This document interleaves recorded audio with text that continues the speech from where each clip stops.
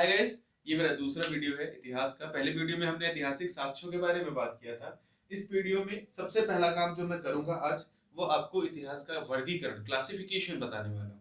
जैसे इसको तीन अलग अलग भागों में बांटा गया है, जिस तरीके से इसके साक्ष्य मिले हैं उसके आधार पर, यानी साक्ष्यों के आधार पर इतिहास को तीन भागों में बांटा गया है। पहला जो भाग है उसको हम बोलते हैं प्राग ऐतिहासिक काल। ठीक, प्राग ऐतिहासिक काल। समझना है कि प्रागैतिहासिक काल कौन सा है, जिसके कोई लिखित साक्ष्य नहीं मिले हैं। जिस काल के कोई भी लिखित साक्ष्य हमको अभी तक नहीं प्राप्त हुए हैं, उसको हम क्या कहेंगे? प्रागैतिहासिक काल। दूसरा, आद्य ऐतिहासिक।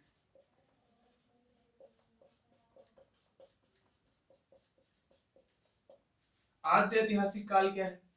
लिखित साक्ष्य मिले हैं, कुछ लिखित साक्ष्य इस काल के मिले हैं, लेकिन वो पढ़े नहीं जा सके हैं। उनकी जो लिपि है, उनकी जो भाषा है, वो आज तक किसी भी विद्वान के द्वारा, किसी भी पुरातत्व द्वारा पढ़ी नहीं जा सकी है। ऐसे काल को हम क्या कहेंगे? आद्य ऐतिहासिक काल। और जो अब हम लोग देखते हैं, जिसमें हम हैं, वो क्या है? ऐतिहासिक काल। इसमें क्या था? सिर्फ पुरातात्विक साक्ष्य है। इसमें पुरातात्विक साक्ष्य, ठीक है। इसमें पुरातात्विक महत्वपूर्ण साक्ष्य क्या है? पुरातात्विक है, लिखित भी है लेकिन वो पढ़े नहीं गए हैं, लिखित अपठनीय। इसमें क्या है?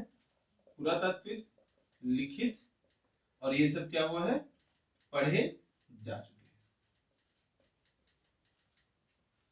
इसमें आप अगर इसका कॉल डिफरेंस हम देखेंगे तो ये 5000 साल ईसा पूर्व के पहले का है, ये 5000 से 1000 ईसा पूर्व तक है, और ये 1000 ईसा पूर्व से अब तक का जो भाग है उसको हम ऐतिहासिक काल में रखते हैं। ठीक, अब इसके बाद अब वर्गीकरण के बाद हम साक्ष्यों पर थोड़ा सा, पिछले वीडियो में कुछ चीजें हमसे मिस हो गई थी, तो इस वीडियो में हम उसको कैरी कर रहे हैं, क्योंकि हम पिछले वीडियो में बहुत ही संक्षिप्त विवरण मैंने दिया था साक्ष्यों के बारे में, जिसमें अभिलेखों में मैंने आपको कुछ बताया था कि अशोक ने भारत में सर्वप्रथम अभिलेख किसने लिखवाना शुरू किया? अशोक ने लिखवाया। किससे प्रभावित होकर? तो सिंधु तट के तक एक दारा, एक शासक हुआ करता था यूनान का, जिसने सिंधु नदी के तट तक अपना क्षेत्र फैलाया था। उससे प्रभावित होकर अशोक ने अभिलेखों को लिखवाना शुरू किया था। ठीक, जो सबसे पहला अभिलेख मैंने आपको बताया था कि भोजन कोई में गरुड़ अभिलेख है, जिससे भागवत धर्म के प्रचार प्रसार का हमको ज्ञान होता है कि उस समय में भागवत धर्म का प्रचार प्रसार वहां तक था, विदिशा तक या बेशनगर, आप जिसको जो भी कहें वो जान सकते हैं। तो सबसे पहली चीज जो अभी अभिलेखों में हमको और जाननी है, वो ये है कि जो अशोक ने अपने अभिलेख लिखवाए हैं, अशोक के जो अभिलेख हैं,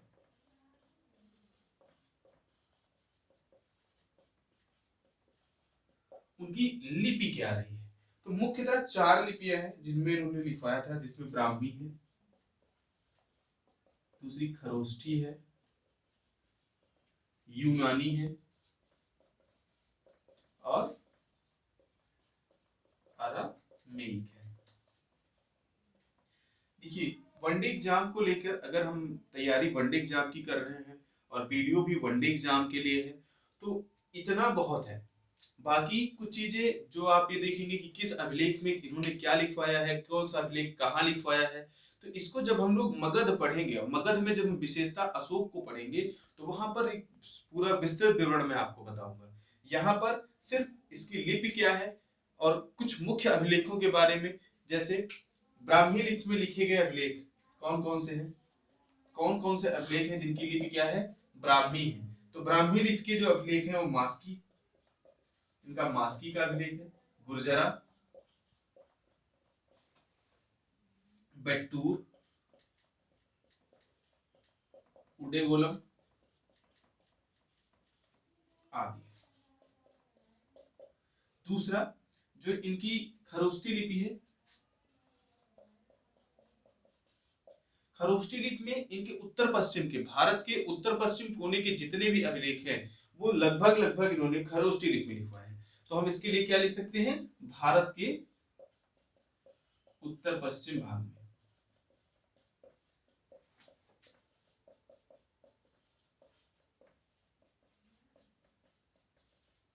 तीसरा, यूनानी और अरामीक में इनके सिर्फ दो हैं।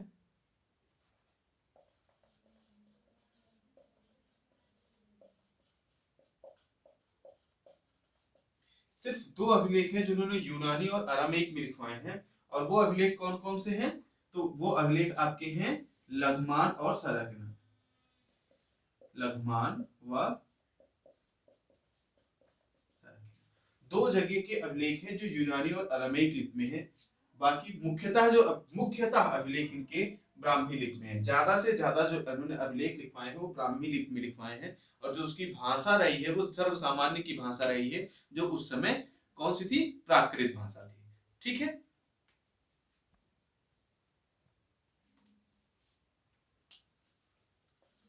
सेकंड, दूसरा दूसरा जैसे एक हेलियोडोरस नाम का राजदूत था, यमन राजदूत था, जिन्होंने भारत पर एक अभिलेख लिखवाया था जिसको हम गरुड़ लेख बोलते हैं, और इसके पहले क्लास में मैंने आपको बताया था कि वो मुख्यतः सर्वप्रथम अभिलेख माना जाता है, और उसी लेख से हमको भागवत धर्म के प्रचार प्रसार की जो है मिलती है कि भागवत धर्म जो है वो भारत के बाहर भी उसका प्रचार हुआ था।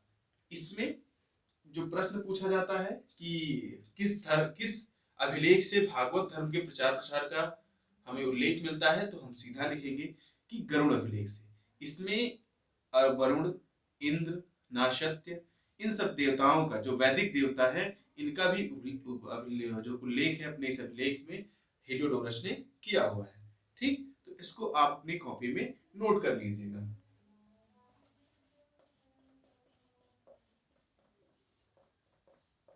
हेलियोडोरस ने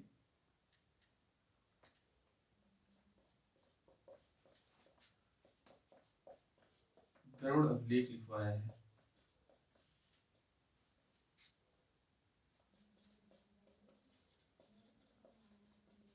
कहां पर लिखवाया है, तो ये जो है विदिशा में लिखवाया है। ठीक है, विदिशा में, जिससे क्या प्राप्त क्या जानकारी मिलती है, जिससे भागवत धर्म, भागवत धर्म क्या है, भागवत धर्म जिसमें भगवान कृष्ण को सर्वोपरि माना जाता है। भागवत धर्म भगवान कृष्ण के जो अनुयायी हैं उनके जो धर्म है, यानी वो जो पूजा पाठ करते हैं वो किस में आएगा, भागवत धर्म में आएगा। तो जिसमें भागवत धर्म के प्रचार का उल्लेख मिलता है। कहां पर लिखवाया गया है, विदिशा में। किसका उल्लेख मिल रहा है, भागवत धर्म के प्रचार प्रसार का उल्लेख मिल रहा है। और कौन से देवता हैं, जिसमें इंद्र, वरुण, नासत्य आदि वैदिक देवताओं का भी उल्लेख है।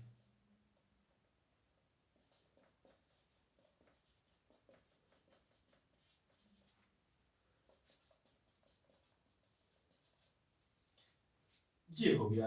तीसरा जो महत्वपूर्ण है वो क्या है, मध्य प्रदेश के एरड़ में वराह प्रतिमा। अब वराह क्या है, वराह भगवान विष्णु का एक अवतार है, जिसको हम सामान्य जन सामान्य की भाषा में बोलते हैं शूकर अवतार, जो है उसे वराह अवतार बोला जाता है। तो मध्य प्रदेश के तोरण में जो वराह प्रतिमा है, वहां से जो एक राजा थे तोरमण, हूण के राजा थे, हूणों के राजा थे तोरमण, उनका उल्लेख मिलता है। इसको हम लिख लेंगे, मध्य प्रदेश के एरड़ से या एरड़ के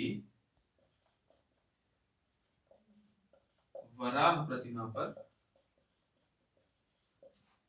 हूणराज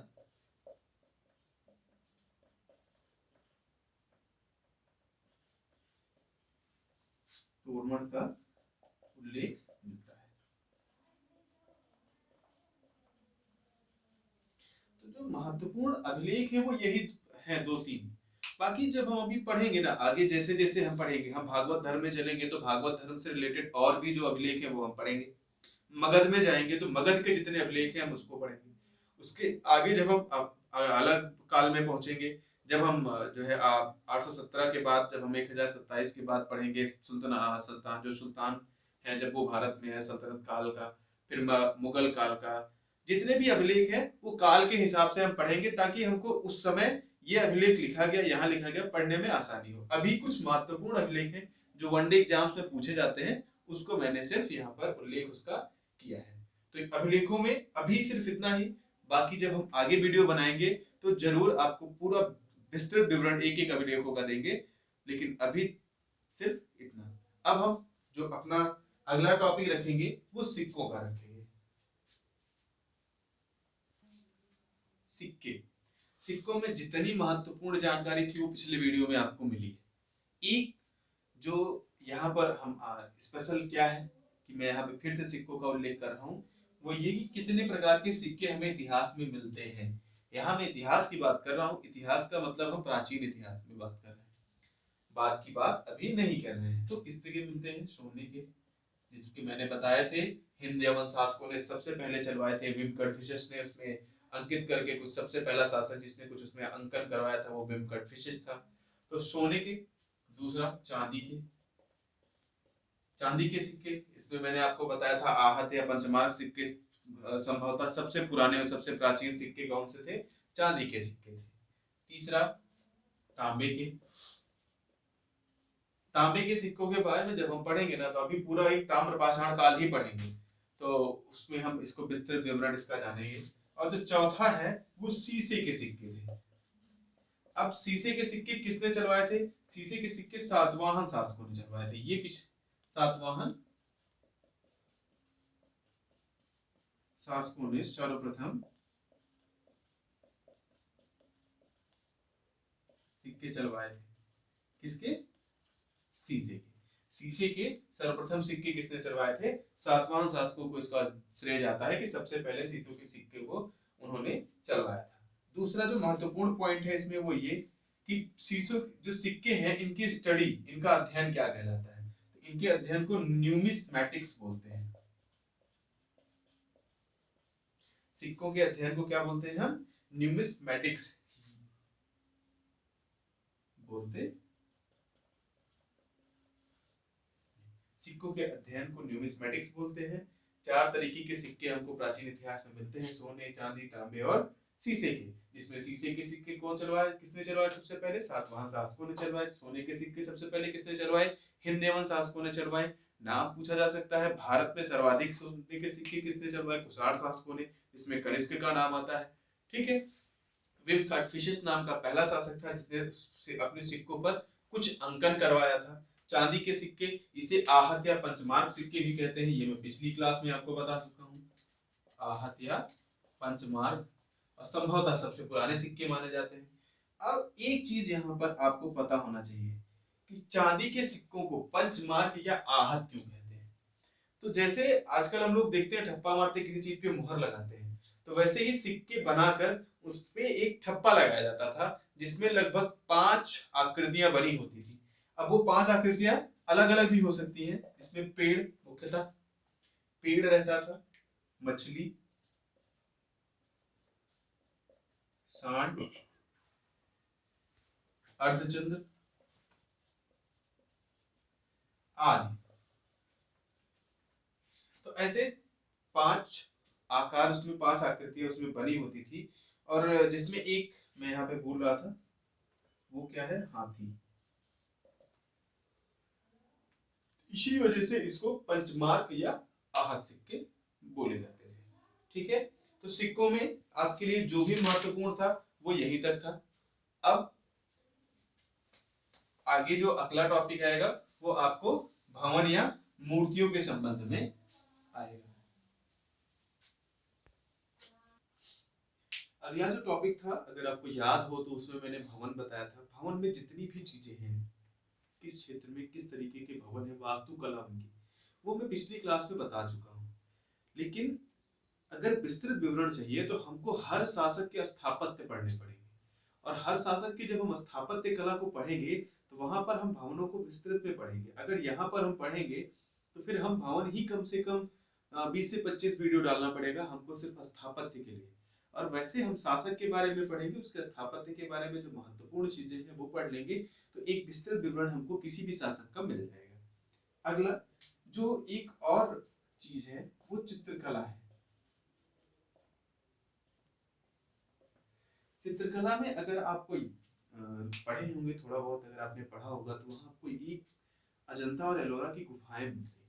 अजंता और एलोरा की गुफा में प्राकृतिक कलर्स, जो प्राकृतिक रंग है, प्राकृतिक कलर है, उनका नेचुरल कलर्स का इस्तेमाल करके कुछ चित्र बनाए गए, चित्रकारी की गई है, जिससे उस समय के जो आम जनजीवन था उसके बारे में हमको जानकारी मिलती है। जिसमें एक महत्वपूर्ण जो मिलता है कि एक माता और उसके शिशु, ठीक है ना, तथा मर्दासन राजकुमारी का एक चित्र मिलता है हमको एलोरा की गुफाओं में, जो महत्वपूर्ण माना जाता है। अब जो सबसे बड़ी और सबसे महत्वपूर्ण चीज जिसके बारे में ये वीडियो आज बनने वाला था और थोड़ा सा लंबा हो गया है, लेकिन देखते हैं आज इसको मैं खत्म कर दूंगा, वो है साहित्यिक साक्ष्य।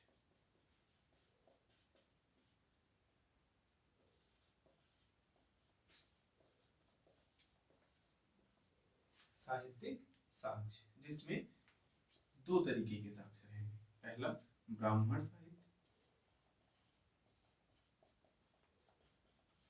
और दूसरा ब्राह्मणोत्तर।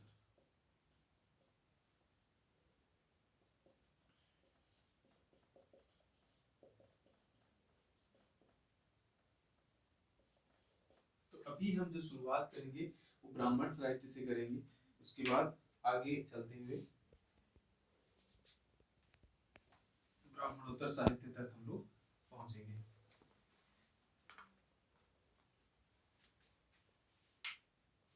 चलिए, ब्राह्मण साहित्य जो हम वेद पढ़ते हैं, वेद वेद सबसे पुराने, ये दुनिया के किसी एक मैं भारत विशेष की बात नहीं कर रहा, दुनिया का सबसे पुराना लिखित साक्ष्य माना जाता है वेदों को।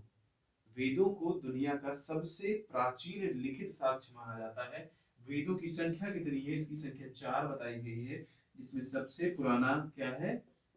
ऋग्वेद। दूसरा, जो दूसरा वेद है उसे हम बोलते हैं सामवेद। तीसरा आपका यजुर्वेद, और जो अंतिम और सबसे पुराना है उसको हम क्या बोलते हैं? अथर्ववेद। कुछ चीजें हैं जो हमको जानना जरूरी है, जैसे इनके समूह को क्या बोलते हैं हम? वेदत्रयी बोलते हैं। ये प्रश्न पूछा जा चुका है कि वेदत्रयी किसे कहते हैं? ऋग्वेद, सामवेद और यजुर्वेद तीनों को मिलाकर हम वेदत्रयी बोलते हैं। एक और महत्वपूर्ण प्रश्न जो यहाँ से बन चुका है वो ये बन चुका है कि संहिता किसे कहते हैं? तो जब चारों वेदों को हम तो ऋग्वेद, सामवेद, यजुर्वेद और अथर्ववेद, इन चारों को मिलाकर संहिता बोला जाता है। ध्यान दीजिएगा, ये दोनों पूछे जा चुके हैं, ये दोनों चीजें एग्जाम में आ चुकी है। वेदत्रयी किसे बोलते हैं? ऋग्वेद, सामवेद, यजुर्वेद तीनों को मिलाकर वेदत्रयी बोलते हैं। ऋग्वेद, सामवेद, यजुर्वेद और अथर्ववेद इन चारों को मिलाकर संहिता बोलते हैं।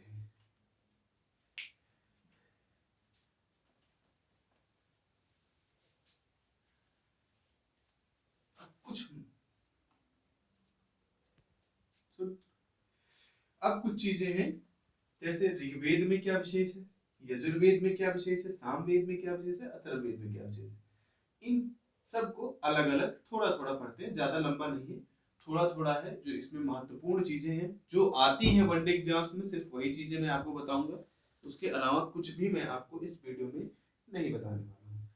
तो आप इसको रट लीजिएगा और किसी भी एग्जाम में जाएंगे इससे बाहर कुछ नहीं मिलेगा आपको। ऋग्वेद, ऋग्वेद दुनिया का सबसे पुराना लिखित ग्रंथ है।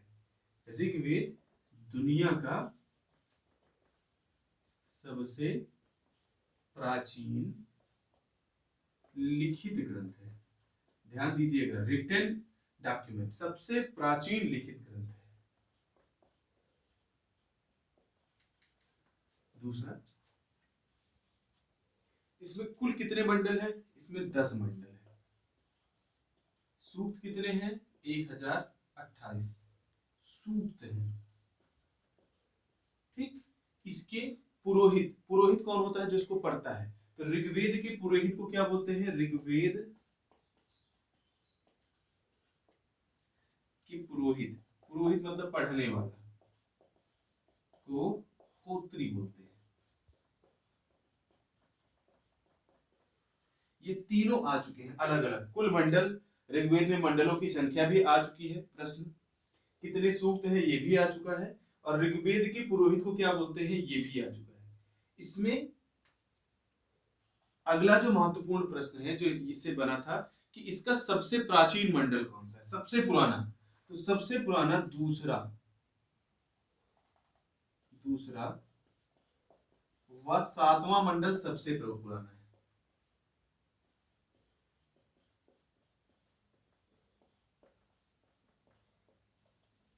ध्यान दीजिएगा, पहला नहीं, दूसरा और सातवां मंडल सबसे पुराना है। तीसरा जो इसका अगला पॉइंट है कि सबसे नवीन मंडल कौन सा है, क्योंकि प्राचीन तो हमने पढ़ लिया, सबसे पुराना पढ़ लिया, दूसरा व सातवां है, तो नवीन क्या है? पहला और 10वां, पहला व 10वां मंडल सबसे नया जोड़ा गया है। दूसरा और सातवां सबसे पुराना, पहला और 10वां सबसे नवीन मंडल है जो इसमें जोड़ा गया है। ठीक है। अगला प्रश्न, जो वामनावतार हम लोग पढ़ते हैं वो भी इसी में उसका उल्लेख मिलता है। वामनावतार का उल्लेख ऋग्वेद में मिलता है। ठीक, ये प्रश्न आ चुका है, ये एसएससी में पूछा गया था। वामनावतार का उल्लेख मिलता है। कभी कभी एक प्रश्न और बनता है कि इसके ब्राह्मण ग्रंथों का नाम बताइए। ये ऋग्वेद के ब्राह्मण ग्रंथों का नाम बताइए। तो इसके लिए एक शॉर्ट ट्रिक है, रैक। रैक आर फॉर आपका ऋग्वेद, ठीक, ए फॉर ऐतरेय और के फॉर कौशिक। ऐतरेय और कौशिकी इसके दो ब्राह्मण ग्रंथ हैं। तो यहाँ पे हम लिख सकते हैं दो ब्राह्मण ग्रंथ हैं। कौन से? ऐतरेय व कौशिकी। ठीक, जो इसके ऋग्वेद के दो ब्राह्मण ग्रंथ कौन कौन से? ऐतरेय और कौशिकी। एक महत्वपूर्ण प्रश्न और है जो आ चुका है, यूपी ट्रिपल एससी में पूछा गया था, उत्तर प्रदेश के एग्जाम में पूछा गया था, और अगर आप एसआई की प्रिपरेशन करना है तो बहुत ही महत्वपूर्ण प्रश्न है, यूपीएससी के लिए भी एग्जाम इंपॉर्टेंट है। हालांकि ये वीडियो सिर्फ वनडे एग्जाम का है। कि बाल विवाह का प्रचलन ऋग्वेद काल में नहीं था। बाल विवाह का प्रचलन नहीं था। ठीक है, सबसे कम प्रश्न से पूछे जाते हैं। Should we start? ओके। तो अगला जो वेद है ऋग्वेद के बाद वो क्या होता है? यजुर्वेद होता है। ठीक है, यजुर्वेद आगे आपको यज दिख रहा है, इसी से शॉर्ट ट्रिक है, समझ लीजिएगा। इसमें यज्ञ के नियमों का उल्लेख है। किसका उल्लेख है? यज्ञ में जो नियम है किस तरह से करना है वो उसका उल्लेख आपको यजुर्वेद में मिलेगा। दूसरी चीज, यज्ञ के मंत्र जो होते हैं उसका भी, यज्ञ के मंत्रों का उल्लेख है। ठीक है, जैसे उसमें आपने ऋग्वेद में पढ़ा, ऋग्वेद के पुरोहित को होत्री बोलते हैं, यजुर्वेद के पुरोहित को अध्वर्यु बोलते हैं।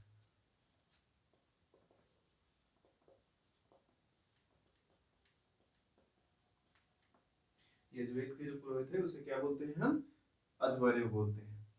इसमें हम जो यजुर्वेद है इसको दो पार्ट में तोड़ते हैं, एक शुक्ल और एक कृष्ण। शुक्ल यजुर्वेद को वाजन से ही संहिता बोलते हैं, और कृष्ण में आप कई सारी चीजें मिलेंगी जिसमें, चलिए इसको दो पार्ट में तोड़ेंगे। किसमें? शुक्ल यजुर्वेद और कृष्ण यजुर्वेद।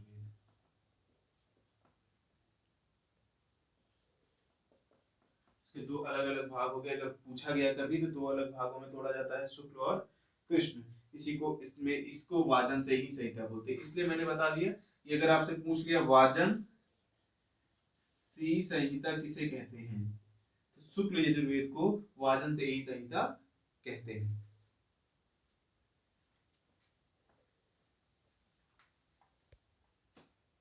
नेक्स्ट अगली जो यहाँ पर जो अगली चीज है वो ये है कि इसके ब्राह्मण ग्रंथ कौन कौन से हैं। इसके ब्राह्मण ग्रंथ कौन से हैं, तो तैतीर, दूसरा दूसरा ब्राह्मण ग्रंथ आपका क्या है, काष्ठ, तीसरा कपिस्थल और चौथा मैत्रायणी।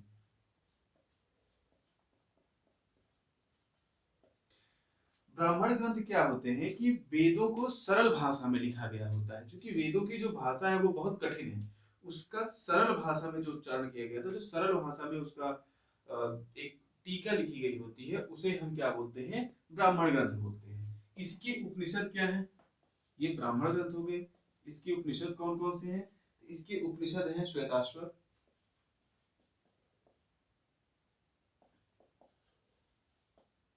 दूसरा कठोपनिषद,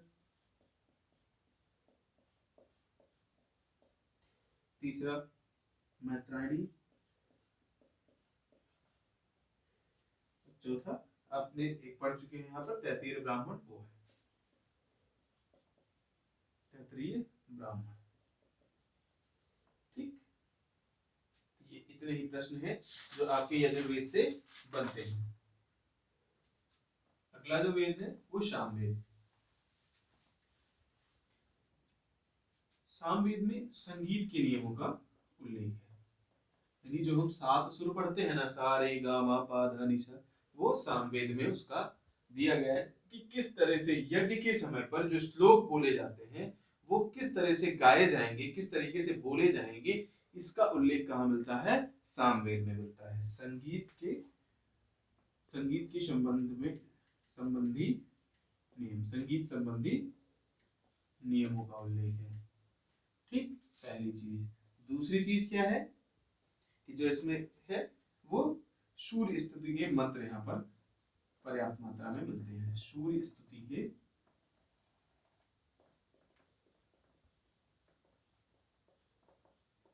मंत्र आपको सामवेद में मिलेंगे। ठीक, इसके ब्राह्मण ग्रंथ कौन से हैं, इसके ब्राह्मण ग्रंथ एक है, सिर्फ एक ब्राह्मण ग्रंथ है, क्या है, पंचविश ब्राह्मण ग्रंथ, पंचविश उपनिषद। इसका उपनिषद क्या है, इसका उपनिषद दो है, छंदोग्य और दूसरा जैमिनी। दो उपनिषद है, कौन कौन से, छंदोग्य और जैमिनी। ब्राह्मण ग्रंथ क्या है, पंचविश, किसके संबंध में है, संगीत संबंधी नियम है, सूर्य की स्तुति के मंत्र इसमें आपको मिलेंगे। तो एक चीज छूट रही है, वो क्या है, इसके पुरोहित को क्या बोलते हैं, इसका जो पुरोहित होगा उसको क्या बोलेंगे, उद्गात। इसके पुरोहित को हम क्या बोलते हैं, उद्गात। तो ये हो गया आपका सामवेद। सामवेद में इससे ज्यादा प्रश्न अभी तक पूछे नहीं गए हैं और भविष्य में भी मुश्किल है कि इससे ज्यादा प्रश्न पूछे जाएं। जो सबसे पुराना है उसको हम बोलते हैं अथर्ववेद, जिसका रचना काल लगभग दूसरी से तीसरी शताब्दी के बीच माना जाता है। ठीक है, इसमें ये सबसे क्या है, अंतिम वेद है। रचना काल दूसरी से तीसरी शताब्दी ईसा पूर्व माना जाता है। ठीक है, इसमें कितने सूक्त हैं, 731 सूक्त है। इसमें कितने सूक्त हैं, 731 सूक्त व लगभग 6000 मंत्र यजुर्वेद में, अथर्ववेद में सॉरी पाए जाते हैं। तीसरा जादू टोना, जो मेडिसिन के बारे में है, वो भी यहाँ पर पहली बार इसका विवरण मिलता है। यानी औषधि शास्त्र, यानी मेडिसिन, औषधि मतलब मेडिसिन, जादू टोना व अंधविश्वास का विवरण यहाँ पर मिलता है।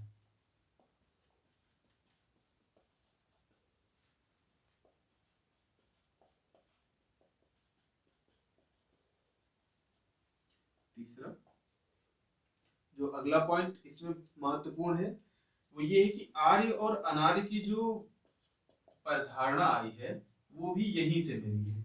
आर्य व अनार्य विचारधारा का उल्लेख हमको यहाँ पर मिलता है। पूछा जा सकता है कि आर्य और अनार्य विचारधारा का सर्वप्रथम उल्लेख, सबसे पहले उल्लेख कहाँ मिलता है? तो आर्य व अनार्य विचारधारा का सर्वप्रथम उल्लेख उपनिषद अथर्ववेद में मिलता है। कहाँ मिलता है?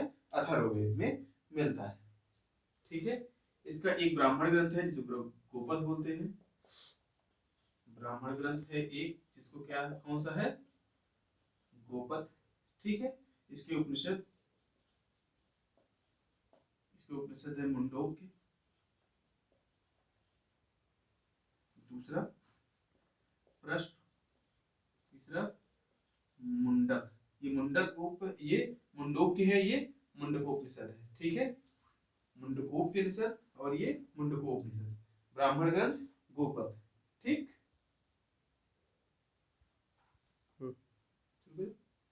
परीक्षित को कुरुओं का राजा कहा गया है।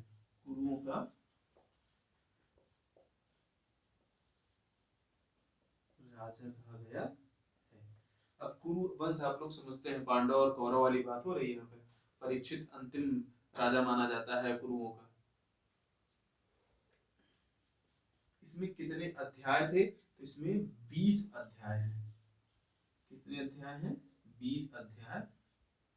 तो ये हो गया आपका वेदों के बारे में लगभग जितने महत्वपूर्ण प्रश्न बनते हैं वो आपको मैंने इस वीडियो में अभी तक बता दिया है। आगे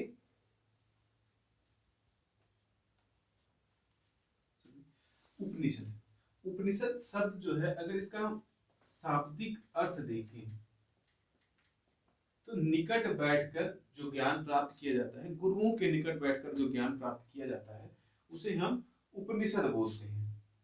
ठीक है, इनकी जो संख्या है, ये पूछा जाता है कि उपनिषदों की संख्या कितनी है? तो उपनिषदों की संख्या 108 है, बताई गई है। ठीक, महत्वपूर्ण जिसमें सिर्फ 12 हैं, उनके नाम मैं आपको बता दे रहा हूँ। ईश, अब ईश मतलब Ishopanishad number 2, Kenopanishad number 3, Kathopanishad number 4, प्रश्न उपनिषद नंबर 5, आपका मुंडकोपनिषद नंबर 6, मुंडकोपनिषद।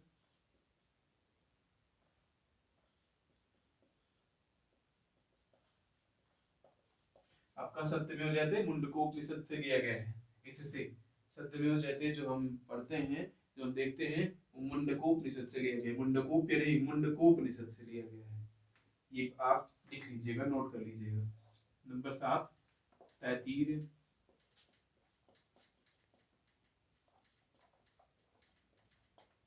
नंबर 8, ऐतरेय। 9, छांदोग्य। 10, कौशितकी। 11, बृहदारण्यक। 12, श्वेताश्वर। ठीक, अगला जो महत्वपूर्ण टॉपिक है वो वेदांत है। कितने वेदांत की संख्या पूछी जाती है और उनके नाम पूछे जाते हैं, वो मैं अगले वीडियो में आपको पूरा विस्तार में बताऊंगा कि वेदांत क्या है, कैसे है। जो आपका अगला वीडियो बनेगा उसमें रहेगा।